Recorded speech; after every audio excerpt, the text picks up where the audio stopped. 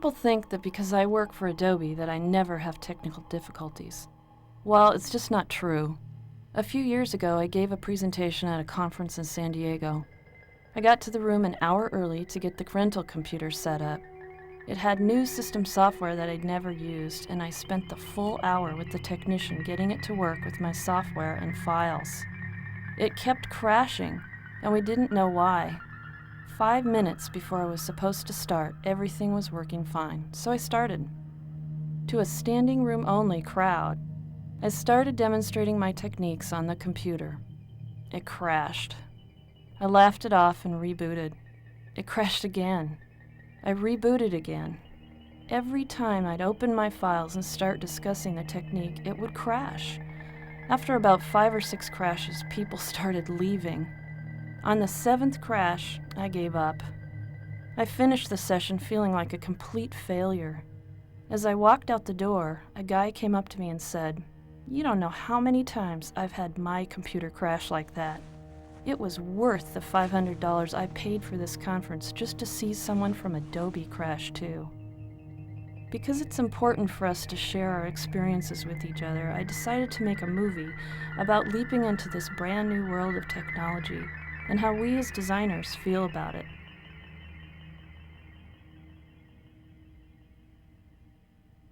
I went to my doctor recently, and my blood pressure is high, and he said, stay off salt, and I'm not sure if it's salt or the computers. I went to another doctor and they said, "Are you under stress?" And I said, "I'm always under stress." We're not the ones who created this kind of complexity and the intersection of new technology and new services, which people, whether they like it or not, are being confronted with. I think you adapt to new technology for a number of reasons. And I think one is to eat, because if you don't keep up, you're out. You get to a point where you get so crazy that you have to step back and you have to realize that you can't. You have to just choose what you want to learn. You can't learn it all. I've been torn, even before I came the last year. I think I've been torn about whether to go into multimedia. Partly because it's slightly terrifying to give myself over to a computer completely. Sometimes I feel like George Jetson when he's walking his dog Elroy on the treadmill. You know that closing scene on the Jetsons when the treadmill gets going too fast and he can't keep up and he's hanging out there in space running as fast as he can to keep from falling? That's how I feel about keeping up with technology. You want to make sure when we get to the door, you get your feet on the door edge and you squat all the way down on your heels with your arms crossed, just like you're seeing here. From where your feet are out to here, there's nothing for 13,000 feet. So there's nothing to run into, nothing to hit, nothing to bump against. It's moving so fast that it's a full-time job just to read all the magazines and try the new software and hardware and to go to all the conferences to learn it all. Sometimes I feel like there's no time to actually create anything with it. Young people especially have got onto this technology bandwagon straight away and can use it, they're empowered by it, they can do it.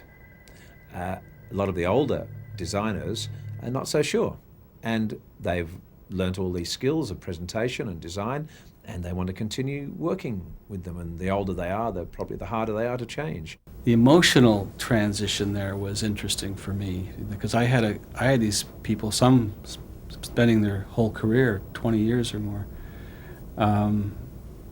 that were very proud of their skills on the board, cutting and pasting, and I was asking them to abandon those skills and to learn new ones. The kids picked it up real quick. People like myself were a little bit older, had a little bit tougher time getting adapted, but we did. Our historical role has had to evolve, and we don't know what it's evolving into. I find that very, in a sense, dismaying, but in another way, I find it the most exhilarating place to be right now, creatively. I wouldn't really want to go back to the limitations that I had as a designer 10 or 15 years ago. Technology in general seems to be plunging ahead so quickly that so few people are involved in really shaping it. That's probably my biggest driving force to stay involved in it, is to help to become one of the people that helps shape it. The coolest thing about all this is, for me, that it's just a brand new medium. It's like being around, at the invention of the film medium, working with D.W. Griffith on Birth of a Nation. It's that sort of thing. There's too much stuff to learn. All of a sudden now, I'm going to go hire those people that did mechanicals. I'm going to hire people to go, optimize photos or do this or do that or do something else. And then my biggest fear is that how far removed are we going to be as designers from the process again? So how does the parachute open? That's where you get to now. Okay. During the first few years that I was using computers to create my designs, I discovered something about myself that was really surprising. I would be in the middle of a huge project with an impending deadline, and typically my computer would crash. Or the file would take forever to send to the printer, and then the printer would die. Normally, I don't explode and have temper tantrums, but the computer would make me crazy. I had regular fantasies of taking a sledgehammer and smashing the hell out of it.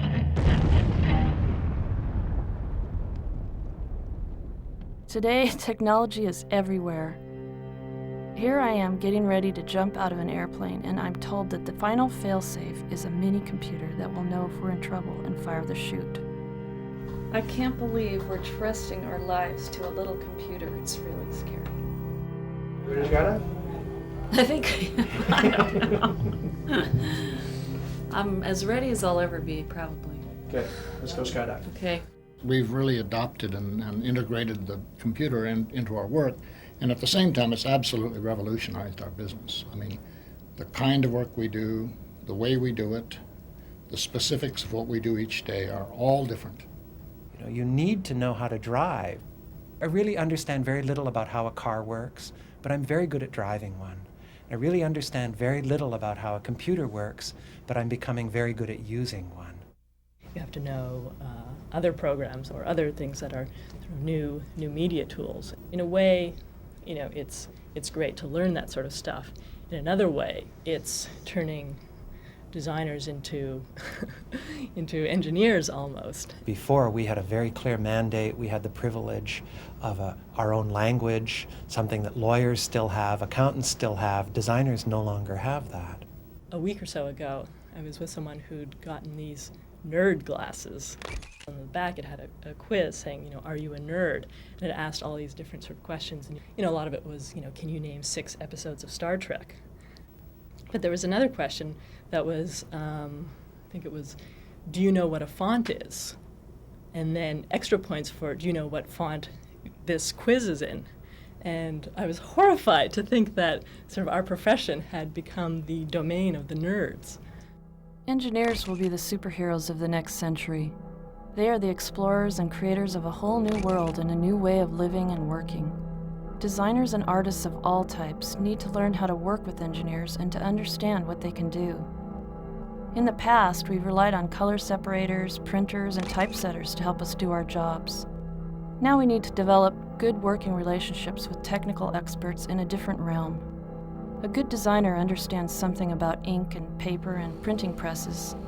From now on, a good designer is going to have to know about the inks and papers of the 21st century, the World Wide Web, the internet, multimedia, and CD-ROM publishing. I think the main thing about the internet and the web and all that stuff is that the whole notion of celebrity is going to be completely changed. I just think it means like everybody's going to be their own TV station. Everybody's going to have access to everybody else. To get your voice out to a large public, whether it's through television or through radio or through print, requires all kinds of money and all kinds of resources. And then finally, you can get your voice heard by more than like your mom and your best friend. As any new technology becomes part of the greater awareness, the people who are involved in utilizing it are, by definition, the people who are probably charged with the responsibility of finding its appropriate place in a culture. I think like every time there's a new technology, the first thing people do with it is like, naked ladies, naked ladies. Anytime there's a new communication, like the default thing to communicate is naked ladies. People will find what's good and what's bad, and they'll stop replacing. I mean, it's like when television first came along, what they did, it was radio with pictures. We don't really want to make this magazines that happen to be on the web. That's a different thing. Television is different from radio, it's different from 24-sheet posters in the street, it's different from magazines, and now there's this wonderful new way where our audience are much closer to us. No longer do they simply pick up the magazine and have to write a letter to the editor. They can interact with the publisher, and that's really wonderful. In terms of the work that we do, I definitely think that the trend is away from the print-oriented work and towards electronic delivery of information. During the launch of Adobe's first application product, Illustrator, the product manager and I would get so frustrated that we'd regularly walk outside the building together and have a primal scream session in the parking lot. I know about childbirth. That too. Breathing and projecting. Okay. A shout, a scream is good. Projecting energy. Okay. Screaming is good. The reason I react this way when my computer betrays me is that I feel like I'm not in control. I can control an X-Acto knife and a pencil. I even learned how to control a rapidograph pen. But I only have the illusion of control over my hardware and software. There are all these invisible things happening inside the computer that I know nothing about.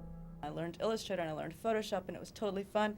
And then I taught the other designers in my group how to use it. Like, we would have these afternoon tea salons where we would like learn on this one little rinky-dink Macintosh. And I always remember like the flower option shift thing. We would do like flower option shift.